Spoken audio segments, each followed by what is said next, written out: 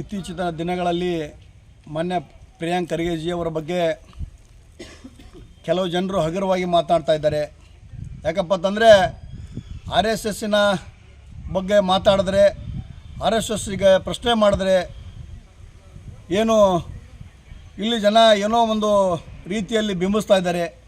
ಇವತ್ತು ದಲಿತರು ಕೂಡ ರಾಜ್ಯದಲ್ಲಿ ಪ್ರಶ್ನೆ ಮಾಡಿದ್ರೆ ನಾವು ದಲಿತರು ಸುಮ್ಮನೆ ಇರಬೇಕಾ? ಆದರೆ ಯಾರಿಗೆ ಪ್ರಶ್ನೆ ಮಾಡಬಾರ್ದ? ಈ ದೇಶದ ಕಾನೂನಿನಡಿಯಲ್ಲಿ ಪ್ರತಿಯೊಬ್ಬನಿಗೂ ಕೂಡ ತಮ್ಮದೇ ಆದಂಥ ಹಕ್ಕಿದೆ. ಪ್ರಶ್ನೆ ಮಾಡುವ ಹಕ್ಕನ್ನು ಬಾಬಾ ಸಾಹೇಬರು ಕೊಟ್ಟಿದ್ದಾರೆ. ಬಾಬಾ ಸಾಹೇಬ್ ಅಂಬೇಡ್ಕರ್ ಅವರ ಸಂವಿಧಾನ ಅಡಿಯಲ್ಲಿ ನಾವೆಲ್ಲರೂ ಕೂಡ ಬದುಕ್ತಾ ಇದ್ದೀವಿ. ಇವತ್ತು ಪ್ರತಿಯೊಂದು ಜೀವರಾಶಿಗಳು ಕೂಡ ಸಂವಿಧಾನ ಅಡಿಯಲ್ಲಿ ಸಾಕ್ತಾ ಇದ್ದೇವೆ. ಅಂಥದ್ರಲ್ಲಿ ಇವತ್ತು ಆರ್ ಎಸ್ ಎಸ್ನ ನೋಂದಣಿ ಮಾಡ್ಕೊಳ್ರಿ ಅಂದೋದಕ್ಕೆ ನೀವು ಅಕೌಂಟೆಂಟ್ ಬಗ್ಗೆ, ನೀವು ಆದಾಯ ಬಗ್ಗೆ ಕೇಳಿದ್ರೆ ಇವತ್ತು ಏನಪ್ಪ ಅಂದರೆ ನೀವು ಯಾಕೆ ಪ್ರಶ್ನೆ ಮಾಡ್ತಾಯಿದ್ದೀರಿ, ನೀವು ಅಭಿವೃದ್ಧಿ ಬಗ್ಗೆ ಮಾತನಾಡ್ರಿ ಅಂತ ಕೇಳ್ತಾ ಇದ್ದಾರೆ. ಆದರೆ ಇವತ್ತು ಒಬ್ಬ ಕಿರಾಣಿ ಅಂಗಡಿ ಮಾಲೀಕನಿಂದ ಹಿಡಿದು ಏನು ಬೀದಿಯಲ್ಲಿ ವ್ಯಾಪಾರ ಮಾಡ್ತಕ್ಕಂಥವ್ರು ಕೂಡ ಇವತ್ತು ಪಂಚಾಯಿತಿಗಳಲ್ಲಿ ಏನಪ್ಪ ಅಂದ್ರೆ ರಿಜಿಸ್ಟ್ರೇಷನ್ ಮಾಡಿಕೊಂಡು ಲೈಸೆನ್ಸ್ ತೊಗೊಂಡು ಇವತ್ತು ವ್ಯಾಪಾರ ವಹಿವಾಟುಗಳನ್ನು ಮಾಡ್ತಾಯಿದ್ದಾರೆ. ಆದರೆ ಇವರು ರಾಷ್ಟ್ರಾದ್ಯಂತ ಇವರು ತಮ್ಮದೇ ಆಗಿರ್ತಕ್ಕಂಥ ಸಂಘವನ್ನು ಮಾಡಿಕೊಂಡು ಲಕ್ಷಾನುಗಟ್ಟಲೆ ಕಾರ್ಯಕರ್ತರನ್ನು ಇಟ್ಕೊಂಡು ಕೂಡ ಇವತ್ತು ಕೋಟಿಗಟ್ಟಲೆ ವ್ಯವಹಾರ ಮಾಡಿದ್ರು ಕೂಡ ಇವತ್ತು ಸಂಘನ ರಿಜಿಸ್ಟರ್ ಮಾಡ್ಕೊಂಡಿಲ್ಲಪ್ಪ ಅಂತಂದರೆ ಈ ದೇಶದ ಸಂವಿಧಾನವನ್ನು ವಿರೋಧ ಮಾಡ್ತಾರೆ ಅಂತಕ್ಕಂಥದ್ದು ಇವತ್ತು ನಮಗೆ ಎದ್ದು ಕಾಣ್ತಾ ಇದೆ. ಹಾಗಾಗಿ ಇವತ್ತು ದೇಶದ ಜಲ, ನೆಲ ಮತ್ತು ಸಂವಿಧಾನವನ್ನು ಒಪ್ಪುವುದಾದರೆ ಈ ದೇಶದಲ್ಲಿ ಇರ್ರಿ, ಇಲ್ಲಪ್ಪ ಅಂದರೆ ದೇಶ ಬಿಟ್ಟು ತೊಲಗಿ ಅಂತಕ್ಕಂಥ ಮಾತನ್ನು ಇವತ್ತು ದಲಿತ ಸಂಘರ್ಷ ಸಮಿತಿಯಿಂದ ನಾವು ಆಗ್ರಹ ಮಾಡ್ತಾ ಇದ್ದೀವಿ. ಅದರ ಜೊತೆಗೆ ಏನು ವಿಜಯಪುರ ಸಂಸದರಾಗಿರ್ತಕ್ಕಂಥ ರಮೇಶ್ ಜಿಗಜಿಣಗಿ ಸಾಹೇಬರು ಏನು ದಲಿತರಿಗೆ ಯಾಕೆ ಬೇಕು ಪ್ರಶ್ನೆ ಮಾಡೋದು ಆರ್ ಎಸ್ ಎಸ್ ಬಗ್ಗೆ, ಆ ಆರ್ ಎಸ್ ಎಸ್ ಬಗ್ಗೆ ಪ್ರಶ್ನೆ ಮಾಡಿದವರು ಯಾರೂ ಉಳಗಾಲ ಇಲ್ಲ ಅಂತಕ್ಕಂಥ ಮಾತನ್ನು ಹೇಳಿರ್ತಕ್ಕಂಥದ್ದು ಇಡೀ ಭಾರತ ದೇಶದ ನಾಗರಿಕ ಸಮಾಜ ತಲೆ ತಗ್ಗುವಂಥ ವಿಚಾರಗಳನ್ನು ಮಾತನಾಡಿದ್ದಾರೆ. ಅದಕ್ಕೆ ರಮೇಶ್ ಜಿಗಜಿಣಗಿ ಸಾಹೇಬರಿಗೆ ಒಂದು ಮಾತಾಡ್ತಾ ಇದ್ದೀನಿ. ನೀವೊಬ್ಬರು ಹಿರಿಯರು, ನೀವು ಬಂದಿರತಕ್ಕಂಥ ದಾರಿ ಯಾವುದು, ನೀವು ಮುಂದೆ ಏನು ಮಾಡಬೇಕಾಗಿರ್ತಕ್ಕಂಥದ್ದು ನೀವು ಮರೆತು ಇಂಥವೆಲ್ಲ ಮಾತನಾಡ್ತಾ ಇದ್ದೀರಿ.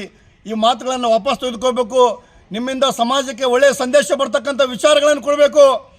ಏನು ಪ್ರಜಾಪ್ರಭುತ್ವದಲ್ಲಿ ನಾವು ಬದುಕ್ತಾ ಇದ್ದೇವೆ, ಆ ಪ್ರಜಾಪ್ರಭುತ್ವದ ಕೊಗ್ಗಲೆ ಮಾಡ್ತಕ್ಕಂಥ ಕೆಲಸ ಇವತ್ತು ರಮೇಶ್ ಜಿಗಜಿಣಗಿ ಸಾಹೇಬರು ಮಾಡ್ತಾ ಇದ್ದಾರೆ ಅಂತಕ್ಕಂಥ ಮಾತನ್ನು ಹೇಳೋದ್ರ ಮುಖಾಂತರ ಇವತ್ತು ರಮೇಶ್ ಜಿಗಜಿಣಗಿ ಸಾಹೇಬರು ಕೂಡಲೇ ತಮ್ಮ ಮಾತನ್ನು ವಾಪಸ್ ತೆಗೆದುಕೊಂಡು ಸಾರ್ವಜನಿಕವಾಗಿ ಕ್ಷಮೆಯನ್ನು ಕೇಳಬೇಕು ಖರ್ಗೆ ಸಾಹೇಬರಿಗೆ.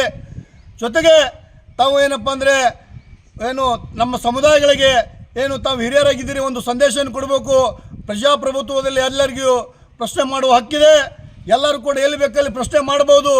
ಆ ವಿಚಾರಗಳನ್ನು ತಾವು ಬಾಬಾ ಸಾಹೇಬ್ ವಿಚಾರಗಳನ್ನು ತಾವು ಗೊತ್ತಿದ್ದಿಲ್ಲಂದರೆ ಓದ್ಕೊಳ್ರಿ ಅಂತಕ್ಕಂಥ ಮಾತನ್ನು ಇವತ್ತು ನಾವು ಆಗ್ರಹ ಮಾಡ್ತಾ ಇದ್ದೇವೆ. ಮೊನ್ನೆ ದಿನ ಪ್ರಿಯಾಂಕ್ ಖರ್ಗೆ ಸಾಹೇಬರು ಆರ್ ಎಸ್ ಎಸ್ ಬಗ್ಗೆ ಧ್ವನಿ ಎತ್ತಿದಾಗ ಬಿಜಾಪುರ ಜಿಲ್ಲೆ ಸಂಸದರಾದ ರಮೇಶ್ ಜಿಗಜಿಣಗಿ ಸಾಹೇಬರು ದಲಿತರಿಗೆ ಏಕೆ ಬೇಕು ಆ ಮಾತನ್ನು ಕರ್ನಾಟಕ ದಲಿತ ಸಂಘ ಸಮಿತಿ ಉಗ್ರವಾಗಿ ಖಂಡಿಸುತ್ತೇವೆ. ಆದ್ದರಿಂದ ಬಿಜಾಪುರ ಜಿಲ್ಲೆ ಸಂಸದರು ರಮೇಶ್ ಜಿಗಜಿಣಗಿ ಸಾಹೇಬರು ಬಹಿರಂಗವಾಗಿ ಕ್ಷಮೆ ಕೇಳಬೇಕು. ಯಾಕಪ್ಪ ಅಂತಂದ್ರೆ ಒಂದು ಹಳ್ಳಿಗಳಲ್ಲಿ ಕಿರಾಣಿ ಅಂಗಡಿ, ಪಂಚರ್ ಅಂಗಡಿ ಸಹ ಪರ್ಮಿಷನ್ ತಗೊಳ್ಳೋಕೆ ಒಂದು ಕಾನೂನಲ್ಲಿ ಒಂದು ಹಕ್ಕು ಇದೆ.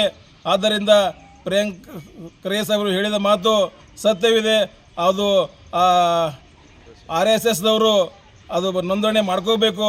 ನೋಂದಣಿ ಮಾಡದೇ ಇದ್ದಲ್ಲಿ ನಮ್ಮದು ಕರ್ನಾಟಕ ದಲಿತ ಸಂಘರ್ಷ ಸಮಿತಿ ಉಗ್ರವಾಗಿ ಖಂಡಿಸ್ತೇವೆ.